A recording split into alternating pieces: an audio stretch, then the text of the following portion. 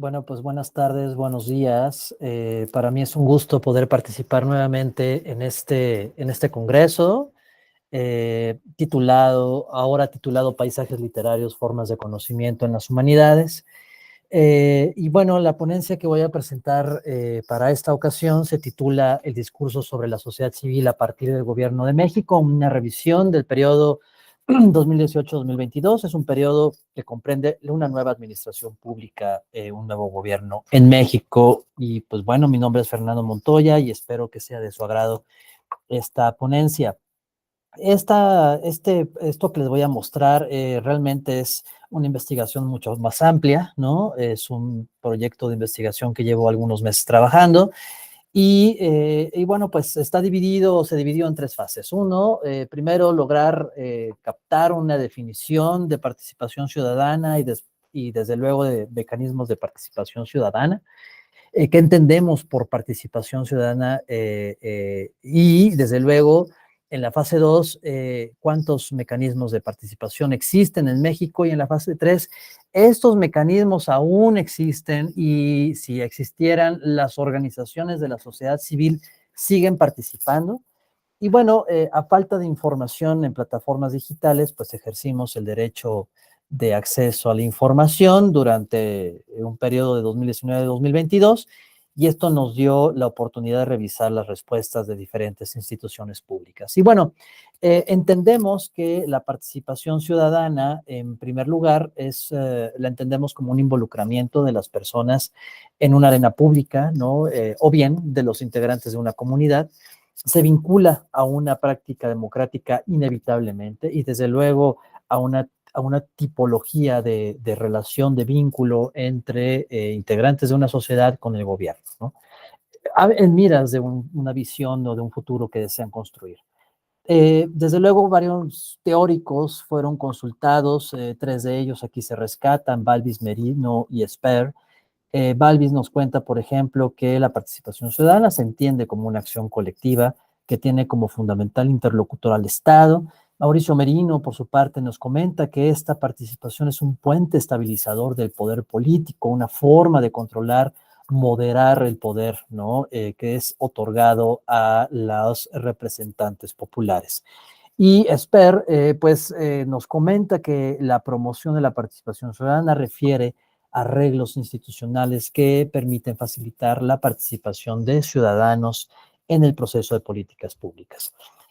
Para ello, pues también nos dimos a la tarea de saber, de entender la definición de los mecanismos de participación ciudadana como agentes de diálogo social, y para ello, pues determinamos a dos autores, Arnstein y Checa, y nos comentan estos dos autores que los mecanismos deben de tener una serie de momentos, ¿no? Que sean informativos, que sean consultivos y desde luego que permitan deliberar, negociar con las instituciones públicas, ¿no? Y bueno, pues en el siglo XX, en el siglo XXI, a finales del 20 e inicios del 21 fue un boom de la creación de mecanismos de participación en diversos sistemas democráticos. Es un distintivo de un sistema democrático, la creación de este tipo de espacios, ¿no? Y del involucramiento de organizaciones en diálogo con el sector público. Y bueno, aquí subrayamos 5 elementos que deben ser constituidos en un mecanismo, que tengan una metodología de trabajo bien definida, que también tengan flujo, que generen información y que desde luego que tengan acceso a los datos para su trabajo, ¿no? Natural, que también generen un control de expectativas, ¿no? A mediano, corto y largo plazo, que tengan esta sapiencia de involucramiento con sectores públicos ad hoc y desde luego que puedan determinar los alcances y la definición del mecanismo a generar, ¿no?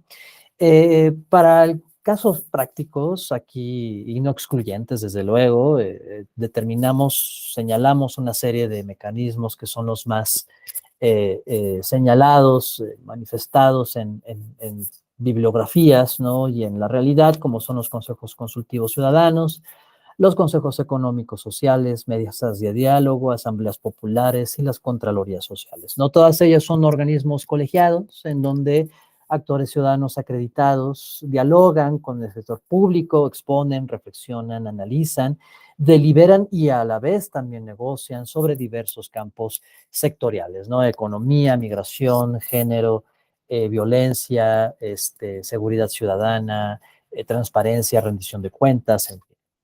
En una línea del tiempo también no excluyente algunos ejemplos representativos de mecanismos de participación ciudadana aquí en México, pues bueno, determinamos estos 5, en el 27, a principios del 20, el entonces presidente Plutarco Elías Calles genera una iniciativa de ley para crear un cuerpo consultivo oficial permanente, en el que, pues bueno, pues permitan dialogar, digamos, los representantes populares, sindicales con el gobierno. Fue un símil de un consejo de diálogo social que se creó en la República de Weimar posterior a la Primera Guerra Mundial. Y bueno, pues eso quiso ser Plutarco, ¿no? En 2001 también hubo un mecanismo creado a partir del acuerdo de cooperación entre Unión Europea y México. Este mecanismo de diálogo con sociedad civil, pues les permitía ganarse pues espacios, ¿no? Para favorecer las delegaciones oficiales mexicanas en estos diálogos bilaterales. En el 2004, a raíz de la promulgación de la Ley Federal de Fomento a las Actividades Realizadas por las OSCs, bueno, se creó a la vez un Consejo Técnico Consultivo conformado por académicos y por sociedad civil en diálogo con Hacienda, con Relaciones Exteriores, con Gobernación y con la Secretaría de Bienestar, ¿no? Para revisar, evaluar la participación ciudadana, la incidencia de las organizaciones de la sociedad civil en México. En 2012, Gobernación genera un propio mecanismo de colaboración, aquí no es de diálogo, aquí es de colaboración, entre Gobernación y las organizaciones de la sociedad civil. Es un mecanismo que aún existe. Y en 2013 también se creó un Comité Nacional de Productividad adherente a la Secretaría de Hacienda y Crédito Público. Es un organismo de diálogo social a la tipología típica, ¿no? De la Organización Internacional del Trabajo. En 2018, a la vez, pues la Secretaría de Gobernación realizó un reporte del estatus de mecanismos de participación ciudadana, reportó 329, y nosotros nos dimos a la tarea de realizar una interpretación de estos mecanismos, ¿no? Por ejemplo, en cobertura a nivel regional y nacional, pues son los que tienen más alcance, a diferencia de los municipios, que tienen un porcentaje mínimo. En adscripción, sorprendentemente, la Secretaría de Medio Ambiente y Recursos Naturales tiene un 52% de consejos, comités, asesores sobre cuestiones naturales, forestales, ¿no? Recursos naturales en municipios que pues abarcan un mundo. Dicho sea de paso, estos consejos hacen suponer que ya no existen, las ligas y las plataformas digitales son ya caducadas, y en noticias ya no, pues no hay una mención de estos consejos ciudadanos, ¿no? Y de funcionamiento, la mayor parte son de consulta, ¿no? Son organismos asesores, otros son de monitoreo, de evaluación, muy pocos son de ejecución, y otros tantos de consulta y monitoreo, consulta/ejecución. En cuanto a formas de participación, la mayor parte de ellos tomaron la figura del consejo, otros de comités, y el sustento normativo, la mayor parte de ellos fueron las leyes o bien en acuerdos o lineamientos. A falta de información en plataformas digitales, nos dimos a la tarea de ejercer el derecho de acceso a la información y tratar de respondernos, ¿no? ¿Qué ha sucedido con estos mecanismos en estas instituciones públicas? Y de 2019 a 2022, por parte de Gobernación, bueno, pues no tienen una actualización del reporte que mencionamos del 2018, no han hecho nada. Ellos cuentan que la participación no se limita a sociedad civil, sino a ciudadanos comunes y corrientes que pueden participar en instituciones públicas, ¿no? Y lo denominan participación social, en donde es un involucramiento más amplio, así es la respuesta de Gobernación. Y bueno, pues esta respuesta consideramos es ambigua, no trasciende en dar a conocer cómo estaría involucrada la ciudadanía en la toma de decisiones. Reporta la permanencia de este mecanismo de colaboración y no se informa en la integración de organizaciones de sociedad civil en otros mecanismos. No, no dice nada. Este,